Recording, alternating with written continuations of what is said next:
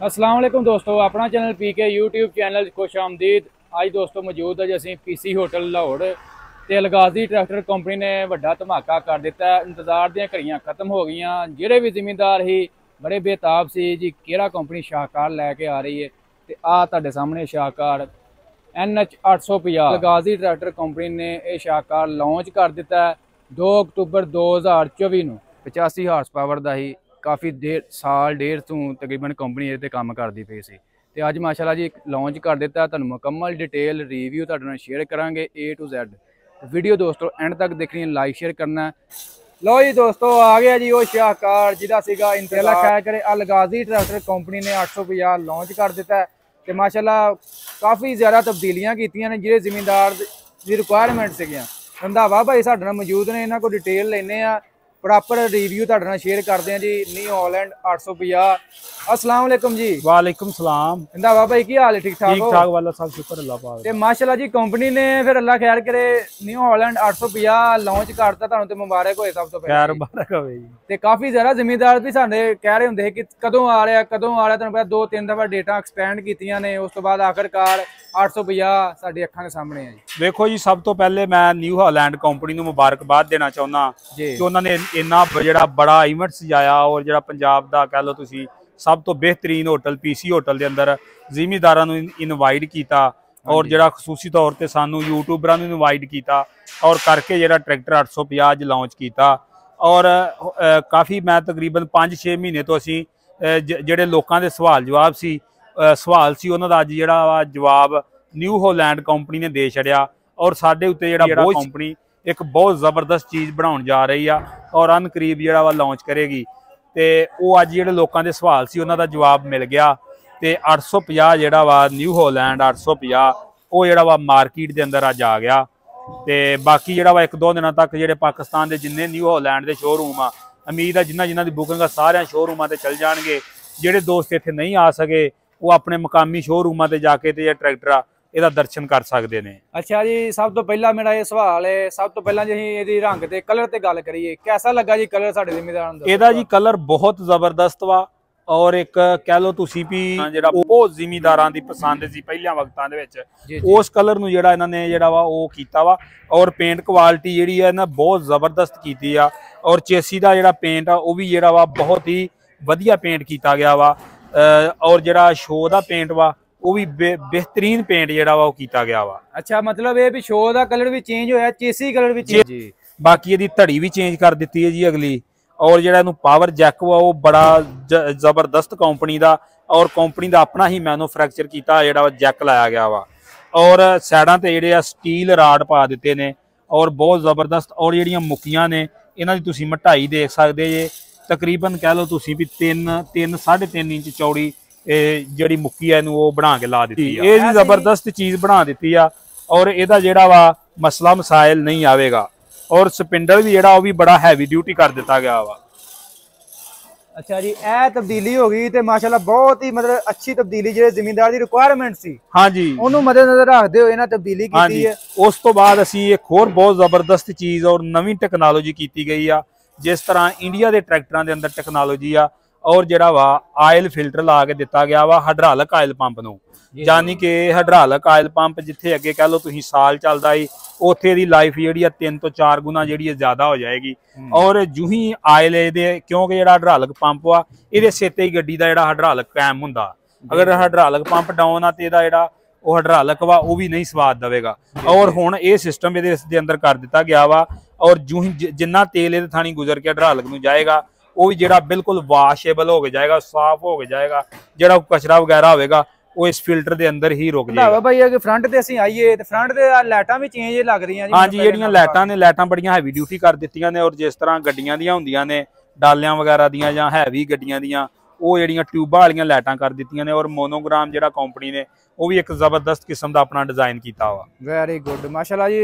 और front wait 8 जिहड़े आ front wait और 4 जिहड़े रियर वेट दे दित्ते ने। नाल कंपनी वेट भी दे रही है फ्रंट वेट रियर वेट और रियर ते हुक दे रही आ जबरदस्त किस्म दी और एक कनोपी दे रही नाल। जिहड़ा लिफ्टोमैटिक आ उहदे नाल ये चीज़ां ने, जिहड़ा लिफ्टोमैटिक नहीं सादा बनाया गया वो उसके अंदर कनोपी नहीं मिलेगी। ਅੱਛਾ ਜੀ, ਸਾਨੂੰ ਜ਼ਿਮੀਂਦਾਰ ਨੂੰ ਇਹ ਦੱਸੋ ਲਿਫਟੋਮੈਟਿਕ ਦਾ ਕੀ ਮਤਲਬ ਹੈ?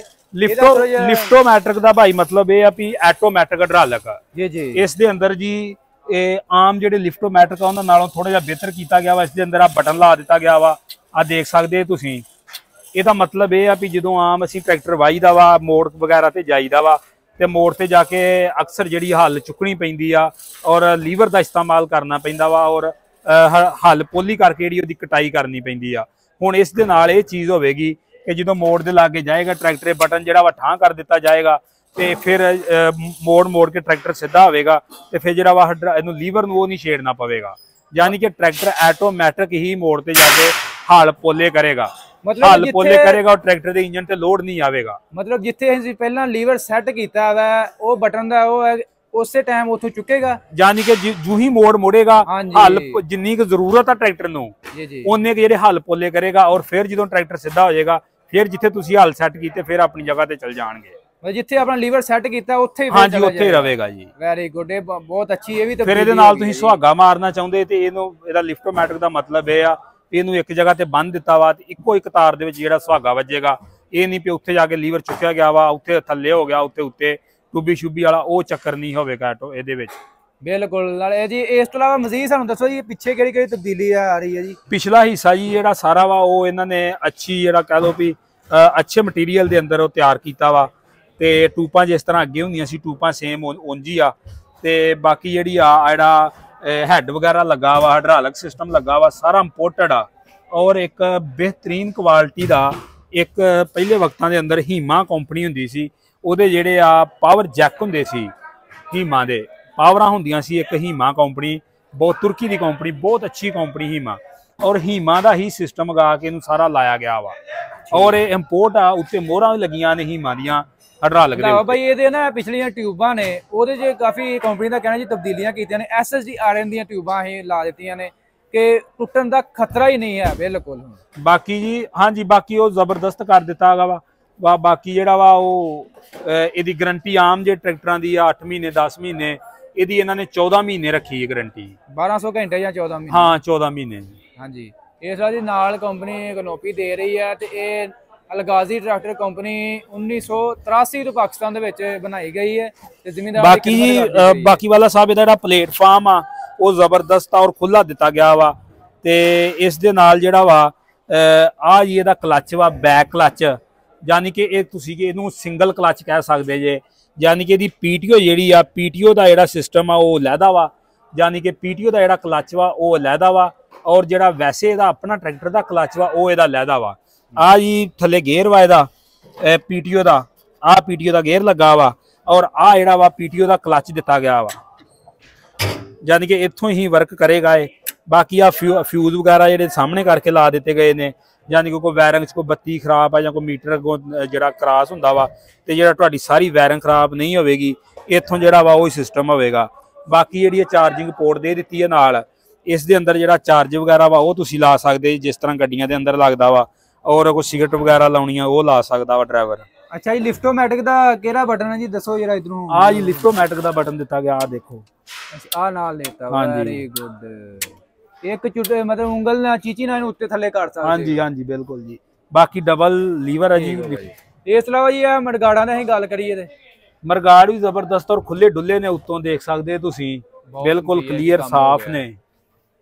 ਬਾਕੀ ਆ ਕਨੋਪੀ ਦਿੱਤੀ ਗਈ ਹੈ ਇੱਕ ਨਾਲ ਇਹਦੇ, ਤੇ ਲਾਈਟਿੰਗ ਵੀ ਚੇਂਜ ਕੀਤੀ ਗਈ ਜੀ, ਚੰਗੀਆਂ ਲਾਈਟਾਂ ਕਰ ਦਿੱਤੀਆਂ ਮੈਂ। ਹਾਂਜੀ ਲਾਈਟਾਂ ਵੀ ਚੇਂਜ ਕੀਤੀਆਂ ਗਈਆਂ ਵਾ ਔਰ ਜਿਹੜੀਆਂ ਵਾ LED ਲਾਈਟਾਂ ਲਾਈਆਂ ਗਈਆਂ ਨੇ। LED ਇਹਨਾਂ ਦੇ ਅੰਦਰ ਸ਼ੋਰੂਮਾਂ ਤੇ ਜਾਣਗੇ, ਕੋਈ ਹਫ਼ਤੇ 1-2 ਹਫ਼ਤੇ ਦੇ ਅੰਦਰ ਫੀਲਡ ਦੇ ਵਿੱਚ ਜਾਣਗੇ ਔਰ ਫੀਲਡ ਦੇ ਅੰਦਰ ਜਾ ਕੇ ਵੀ ਜਿਹੜਾ ਦੋਸਤਾਂ ਨੂੰ ਅਸੀਂ ਇਹਦੀ ਮੁਕੰਮਲ ਜਿਹੜੀ ਚੈੱਕਮੈਂਟ ਕਰਵਾਵਾਂਗੇ। ਰੰਧਾਵਾ ਭਾਈ ਅਲਗਾਜ਼ੀ ਟਰੈਕਟਰ ਕੰਪਨੀ ਦੇ ਜਿਹੜੇ ਟਰੈਕਟਰ ਨੇ, ਫਿਊਲ ਬਾਰੇ ਤੁਹਾਡਾ ਕੀ ਕਹਿਣਾ ਇਹਨਾਂ ਦੇ? ਦੇਖੋ ਜੀ ਇਹਨਾਂ ਦੇ ਟਰੈਕਟਰਾਂ ਦੇ ਇੱਕ ਤੇ ਪੀਟੀਓ ਤੇ ਕੋਈ ਨਹੀਂ ਸ਼ੱਕ। ਪੀਟੀਓ ਦੇ ਜਿਹੜੇ ਪਾਕਿਸਤਾਨ ਦੇ ਨੰਬਰ 1 ਟਰੈਕਟਰ ਨਿਊ ਹਾਲੈਂਡ ਦੇ ਆਉਂਦੇ ਨੇ, ਇੰਜਨ ਦੇ ਲਿਹਾਜ਼ ਨਾਲ ਨੰਬਰ 1 ਟਰੈਕਟਰ ਆਉਂਦੇ ਨੇ। ਹਰ ਬੰਦਾ ਇਸ ਗੱਲ ਤੇ ਐਗਰੀ ਕਰਦਾ ਵਾ, ਚਾਹੇ ਉਹ ਕਿਸੇ ਵੀ ਕੰਪਨੀ ਦਾ ਟਰੈਕਟਰ ਯੂਜ਼ ਕਰਦਾ, ਇਸ ਗੱਲ ਨਾਲ ਕੋਈ ਨਹੀਂ ਲੈਣਾ ਦੇਣਾ।